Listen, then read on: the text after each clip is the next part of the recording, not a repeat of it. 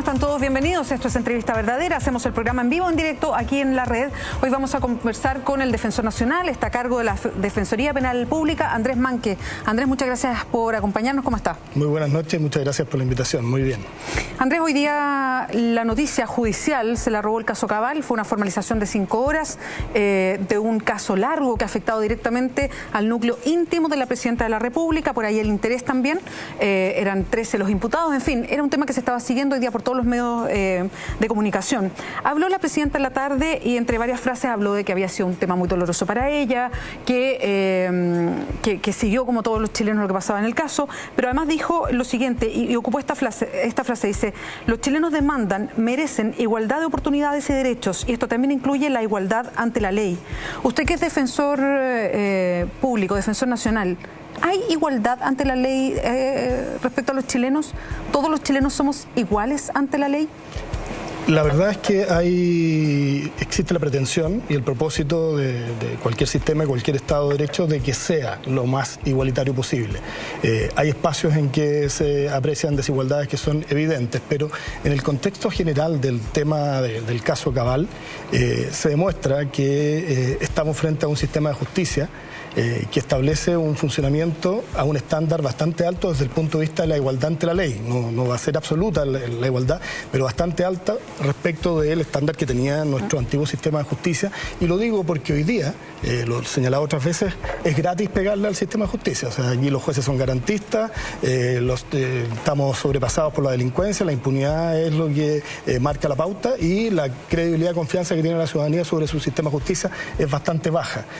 Y resulta que a la luz de casos tan complejos como este, por la entidad y el tipo de personas que están siendo investigadas, pareciera que desde al menos una parte o desde un punto de vista estamos hablando de un sistema de justicia que es bastante equilibrado en algunos ámbitos. A mí me parece que tenemos desequilibrios en otros ámbitos que también podemos conversar. Sí, a mí me interesa eso también, siguiendo esta línea de la igualdad ante la ley, que además ha sido un tema de debate durante el año por los casos como Cabal, Penta, SQM, el caso de colusiones, por ejemplo, donde se afecta a la clase gobernante, a la clase política, a los más adinerados de Chile, y uno hace la comparación entre esta clase cuando comete delitos y otros delitos que pueden ser, no sé, el robo a un celular arriba de una micro, digamos. Y comparativamente, ¿qué pasa con unos y con otros? Y ahí uno dice, ¿cuánta igualdad ante la ley? Y ahí me gustaría que usted me ubicara dónde está la desigualdad. Entonces, porque si hoy día vamos a la población penal, ¿quiénes son los que están presos? ¿Los más vulnerables? ¿Los que vienen de familias más pobres? ¿Por qué pasa eso en Chile? Porque el sistema de justicia busca los equilibrios conforme a un estándar alto que tiene precisamente de igualdad y de que se respeten las normas del debido proceso, la presunción de inocencia y los derechos de todas las personas involucradas, sean estas víctimas o imputados. Pero en la ley, en la base, tenemos muchos desequilibrios. O sea, lo que usted me plantea es evidente. Los delitos contra la propiedad en nuestro país tienen penas de cárcel totalmente marcadas y evidentes, y nadie discutiría que debiesen estar presos quienes cometen un ilícito, y nuestras cárceles están llenos de personas condenadas por delitos contra la propiedad. Estamos hablando de hurtos y robos. Es que yo quería eso, porque delito a la propiedad aparece como un tremendo asalto dentro de una casa, y dice, es obvio. Pero ¿qué se entiende por delito contra la propiedad? Delitos contra la propiedad son muchos. Cualquier afectación a la propiedad pública o privada. ¿Ese lanzazo a un celular también? También. Alguna estafa también. Pero cuando nos estamos refiriendo a delitos contra la propiedad, en el contexto que yo entendía la pregunta, es el delito contra la propiedad común y corriente. Hurto, robo, receptación que es lo que se produce luego con el producto de lo robado, que si es que se trata de negociar o vender. Y eso, que lo comete en un 99%, y así pasa en todos los países de Latinoamérica, con persecuciones que son bastante focalizadas, estigmatizadas y solo a un grupo socioeconómico, tenemos plagadas nuestras cárceles. El 68% de las personas que están condenadas en nuestro país es por delitos de hurto y robo. Y esas personas van a la cárcel, y estamos hoy día en debates legislativos para aumentar las penas y para que las personas que sean responsables de esos ilícitos tengan como prioritaria sanción la privación de libertad, más que otras que pueden ser más idóneas para el propósito de una sociedad y de fortalecer la paz social. Respecto de los otros delitos, que también pueden hacer afectaciones a la propiedad y lo que podemos entender como los delitos de cuello y corbata, pero también los que nos ponen en el lado de la corrupción, del tráfico de influencias, de ciertas afectaciones a principios y valores de nuestro Estado y de nuestra sociedad. El tipo de sanción es bastante más variada y la privación de libertad es bastante más acotada, más baja, que permite que en los hechos, frente a una condena que eventualmente puede tener una sanción de privación de libertad por las circunstancias de la investigación y de las personas involucradas, terminan en libertad, que me parece muy bien. El problema es el desequilibrio respecto de las otras personas. Entonces, como sociedad, parece que hay un tipo de propiedad que nos interesa, es que es la propiedad privada que se ve afecta de hurtos y robos. Y la otra, la propiedad pública o ciertos valores jurídicos que están bastante enraizados en nuestra sociedad, pero no tienen su vulneración el mismo castigo que esto otro. Parece que el sistema de justicia y la ley penal está orientada preferentemente a cautelar un bien jurídico más que de los que usted me está mencionando. Volviendo al caso Cabal, ¿cuánto se tensiona? Y quiero que entienda bien mi pregunta. ¿Cuánto se tensiona el sistema por quienes están involucrados? En el caso Cabal es directamente la familia de la Presidenta de la República. En otros casos, parlamentarios, senadores. En otros casos, gente de las familias más ricas de Chile. En fin, ¿cuánto se tensiona el sistema cuando hay ese nivel de exposición pública, de interés en el fiscal que está investigando, de presión de los abogados, de lucas circundantes a la hora de pruebas, registros, papeles, pruebas, en fin? La tensión es evidente y es natural, porque el sistema de justicia no es una máquina, ¿no? El sistema de justicia son personas que tienen distintos roles y funciones. Hay un juez, hay un fiscal, hay defensores, hay policías, hay gente que está investigando, hay funcionarios auxiliares de la Administración de Justicia, son todas personas que naturalmente todo el contexto que usted me relata hace que su labor esté más tensionada y que por lo tanto puede cometer errores o puede cometer abusos o tratar de salirse del marco que le establece la ley en su función. Es por eso que todas las actuaciones deben estar controladas y en eso consiste un sistema de justicia sano, que uno tiene un rol y una función y esa función tenga un control de contraparte y un control jurisdiccional. Lo mismo la defensa, yo puedo generar antecedentes y investigación propia y presentarla. Va a pasar por el control del Ministerio Público y por el control jurisdiccional del juez de garantía o del tribunal oral en la etapa de juicio. Y en segundo lugar, la publicidad. O sea, aquí, como en otros ámbitos, desde mi punto de vista, los medios de comunicación puede jugar un rol complejo desde el punto de vista de los debates que hoy día tenemos en la sociedad a propósito de la delincuencia. En estos casos ayuda para que esa tensión exista, pero que no se canalice por lugares que no corresponden. Más bien es un control adicional que pone coto precisamente a alguna desviación y hace que cada agente de la justicia cumpla el rol exactamente para el cual está dispuesto. Y eso me parece que también muestra de nuevo que tenemos un sistema de justicia que alcanza ese estándar, aún en casos complejos como este, que generan una tensión naturalmente, valga la redundancia, en las personas que están detrás de estas investigaciones. Defensor, ¿y usted cómo ha visto el caso, la investigación que ha hecho el fiscal en el caso Cabal? Es difícil pronunciarse porque nosotros no tenemos, como Defensoría Penal Pública, ningún imputado que esté hoy día defendido por algún defensor público. ¿Ustedes están participando directamente en el caso? No directamente. Entonces, lo que yo le voy a relatar es lo que veo como un abogado que está metido en el sistema de justicia. Que tiene una mirada más experta que sí, la de muchos ciudadanos. Pero no conozco los antecedentes de la investigación. Me parece que desde el punto de vista de la celeridad, la información que se le da a los intervinientes, no al inicio, pero ahora sí, al principio hubo mucho secreto y muchos antecedentes reservados, que se formalicen las imputaciones. Eso es muy importante porque a veces los mismos periodistas, ustedes piensan que ya es una imputación, por lo tanto aquí estamos hablando de alguien que cometió un ilícito. No, la formalización es una medida de garantía.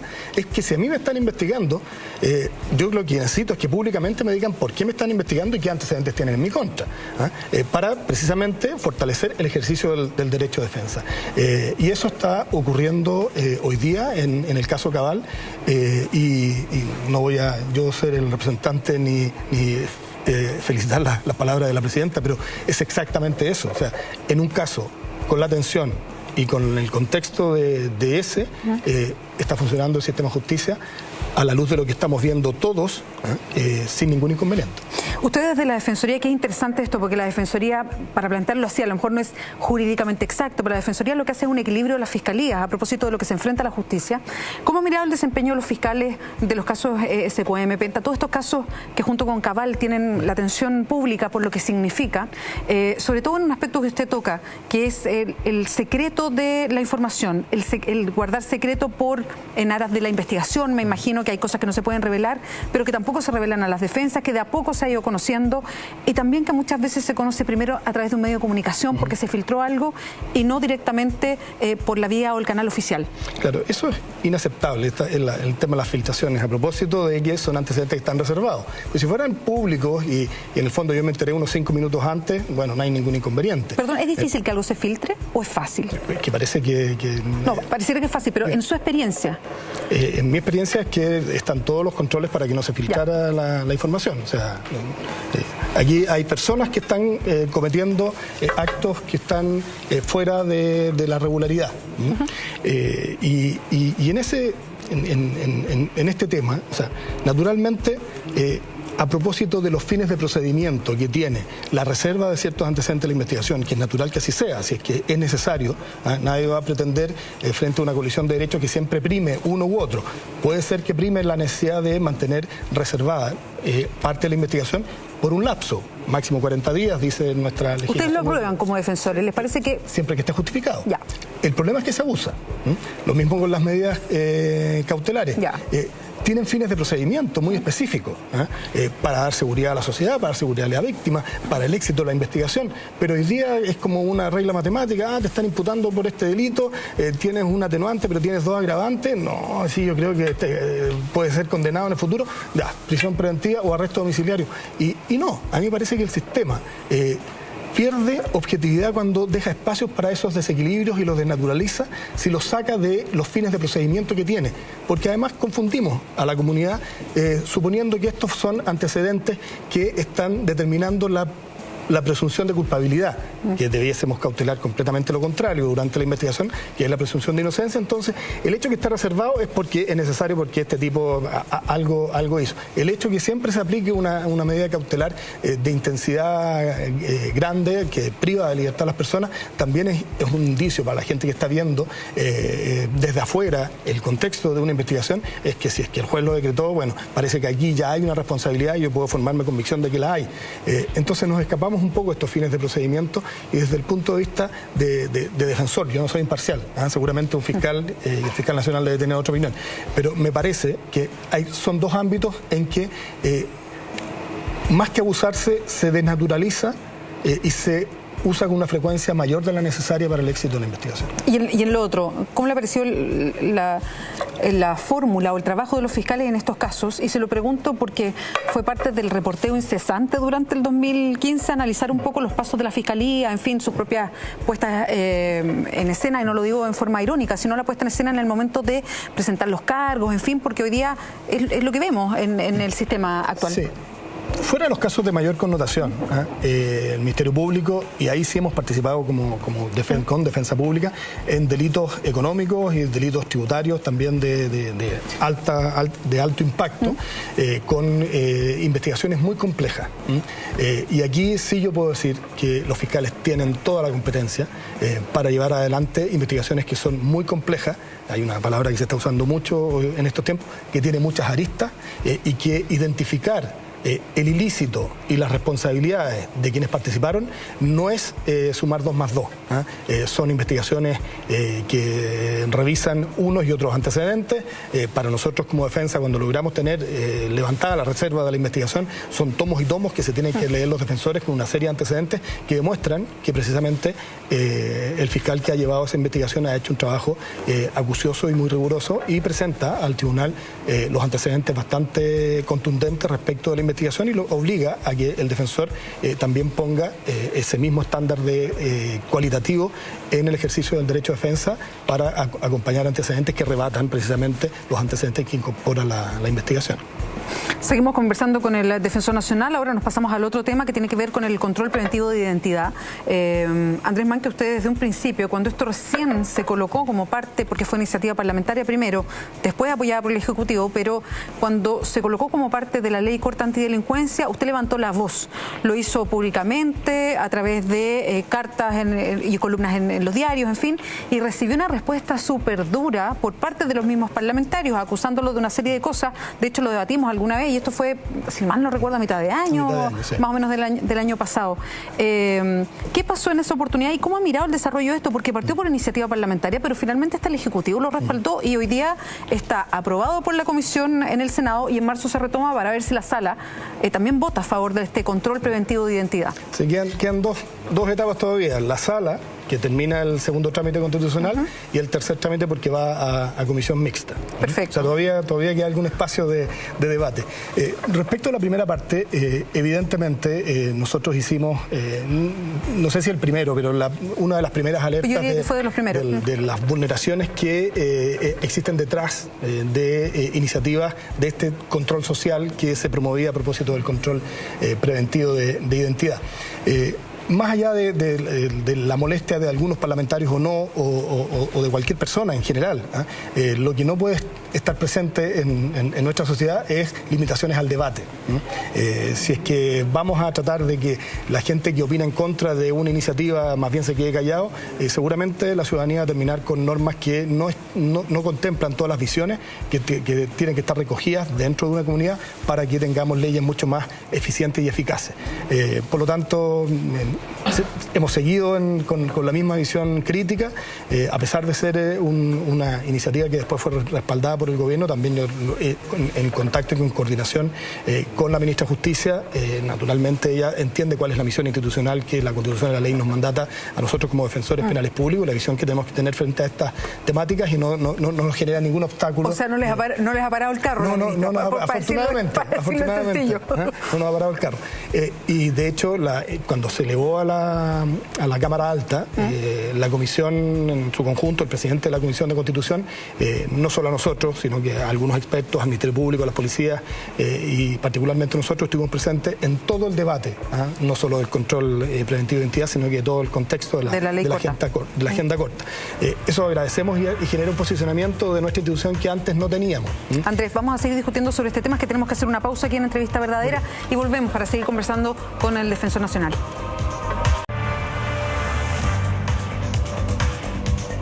Sigues en Entrevista Verdadera, estamos conversando con el Defensor Nacional, Andrés Manque. Andrés, estábamos conversando sobre este tema que hoy día está abordado a través de las redes sociales y se gana un poquito la opinión. Tiene que ver con esta agenda o ley corta antidelincuencia, orientada básicamente al tema de los robos y los hurtos, y que tiene este concepto del control preventivo de identidad que, ojo, lo decía bien el Defensor, no es ley todavía, falta un proceso más en marzo, pero ha ido avanzando desde la Cámara hasta el Senado. Por eso es tan importante estos debates, pues se ha generado un debate que en una intensidad que antes no estaba presente. Por eso digo, todavía quedan algunas oportunidades, pero déjenme decirle una cosa que también un poco refleja la historia de esta conversación, debate, reflexión que ha generado esta iniciativa. Entonces, partió como iniciativa parlamentaria y efectivamente en la Cámara de Diputados salimos con un proyecto en que el control de identidad era a cualquier persona, en cualquier lugar, con registro, sin ninguna distinción, o sea, casi un control social absoluto previo a lo que uno pudiese sostener en ciertas conquistas que ocurrieron por ahí por el siglo XVIII. Hoy día, en el Senado, que supuestamente es el ámbito más conservador de nuestro Parlamento y que en el contexto de nuestra cultura social pudiese ser menos progresista y más proclive a enfatizar la seguridad por sobre las garantías, hizo bastantes cambios. No quiero con esto pecar de conformista, pero también hay que ser objetivo. O sea, el Senado, la Comisión de Constitución no estuvo disponible para que sea cualquier persona en cualquier lugar, y ya al menos avanzó en que parece obvio y parece ridículo que es lo que voy a decir, pero que los menores de 14 años están fuera de este control, porque antes no estaba. No. Los lugares privados también están fuera. Antes en su domicilio podrían, o en alguna oficina, ir a hacer un control de identidad. ¿Y los privados públicos? Los privados de acceso público, sí. Públicos y privados de acceso público. Respecto de los de cualquier persona, se amplió el catálogo de tipos de documentos que uno puede tener para... Sí, antes era solamente la cédula. Antes era la cédula y el pasaporte. Documentos de estudiantiles, de educación, o cualquiera que pueda hacer fe en el funcionario policial. Respecto de los, y esto es muy importante, respecto a los mayores de 14 y menores de 18, todo el procedimiento puede durar 1 hora. En los demás, 4 horas. Entonces, si es 1 hora, ya hay una señal de que pareciera que no es razonable llevar a un menor de edad a una comisaría para hacer este control de identidad cuando no se vincula a ningún hecho.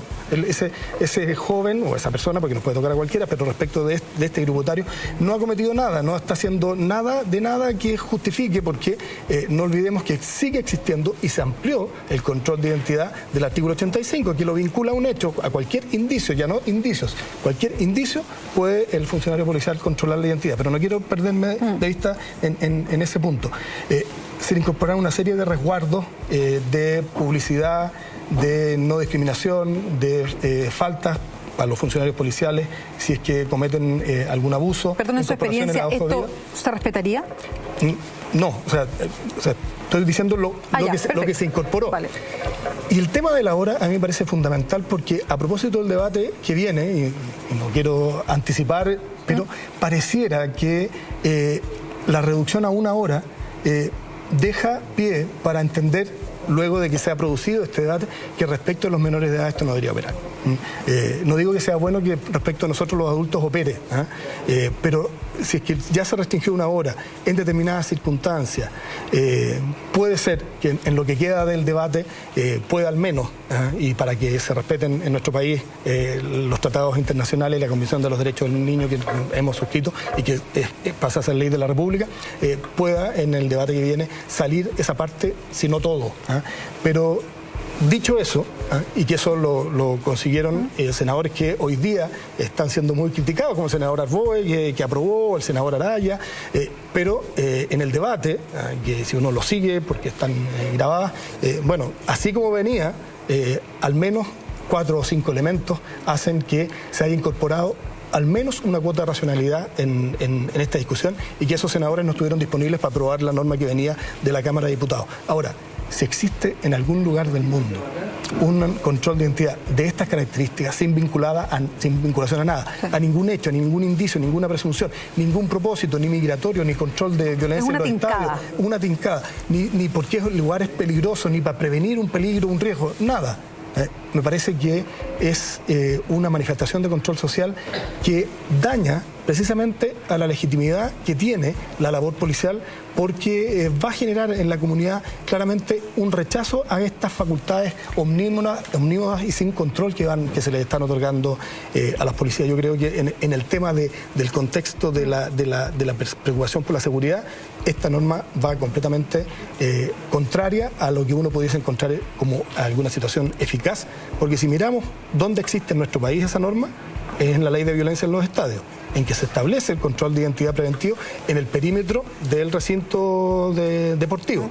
Y si hay una muestra de una ley que ha fracasado a propósito de las restricciones a los derechos que se establecieron en ella, es la ley de violencia en los estadios. Entonces, estamos sin ir a buscar legislaciones extranjeras, copiando situaciones que en nuestro país han demostrado que son un fracaso y que las medidas frente a ineficiencia de la persecución penal, de la investigación o de llevar adelante la posibilidad de gestionar órdenes de detención, no va por cambiar las leyes, restringir los derechos de todos, sino que buscar espacios de mayor eficiencia en el órgano policial. Andrés, esto se abre para muchas cosas, pero quería aprovechar de preguntarle antes que se nos vaya el tiempo de la entrevista, lo que uno lee en redes sociales, lo que conversa a nivel social, porque aquí no hay encuesta para saber cuántos están a favor, cuántos en contra, pero uno ve una sensación de que hay mucha gente a favor del control, porque siente que le da seguridad. Y lo que yo he visto en las redes, no sé, una frase que se repite, el que nada hace, nada teme, o por ejemplo, varios dicen, oye, yo prefiero 1000 veces que un carabinero, no lo dicen así, pero que un carabinero me pida el carnet a que me asalte un delincuente en la misma calle. Entonces, eso evidencia que hay una sensación de seguridad de que exista un control preventivo como este. ¿Cómo responde usted a esas inquietudes de la ciudadanía? Una de las principales objeciones que nosotros levantamos respecto de este proyecto en ese ámbito es precisamente porque es innecesario y es ineficaz. Porque ese propósito se entiende. Y aquí, en el contexto que estamos hablando, este no es un tema de este gobierno o del otro. Dos coaliciones políticas completamente distintas y los dos han tenido el mismo propósito.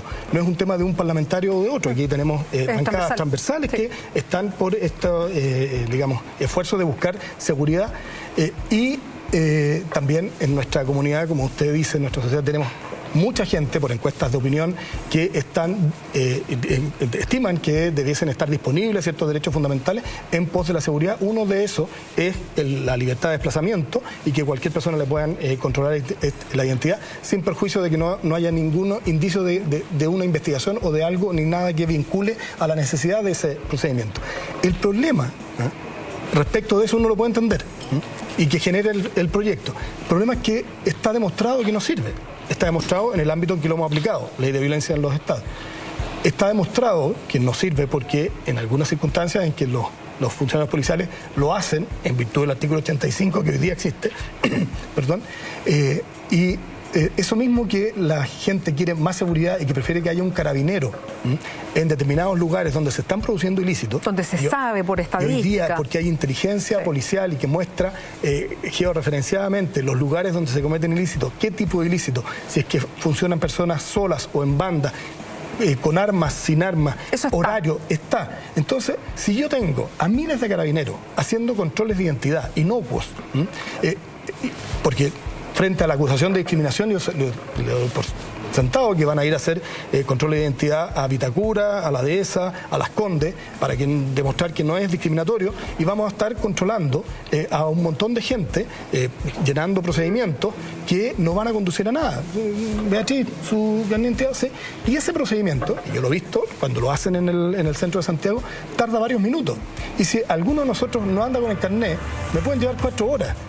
Van a haber 2 funcionarios policiales, va a tener que venir un furgón, 3, 4, 5 quien va a tomar los antecedentes, 6, 7 los que van a tener que tratar de conseguirse con el registro civil los antecedentes, todo frente a la inexistencia de ninguna investigación que justifique esta circunstancia. Y por el otro lado van a haber 3 puntos claves donde tengo georreferenciada la información de que se producen ilícitos, en que la prevención real y eficaz de Carabineros va a estar destinada en horas a otra cosa que es bastante inocua. Por eso tratamos de llevarlo. ¿Vamos a ir a un corte? No, ya estamos terminando el programa, por eso nos avisan. Sí, solo pasa. Por eso el punto no es un dogma, aquí no es un tema de izquierdas, de derecha, ni represores, ni garantistas. Aquí tenemos que buscar normas eficaces porque todos buscamos lo mismo. Si que existan garantías no es para que haya menos seguridad. Todos queremos que fortalezcamos la paz social y que el sistema de justicia sea eficiente en la persecución de los ilícitos. Andrés Manque, muchas gracias por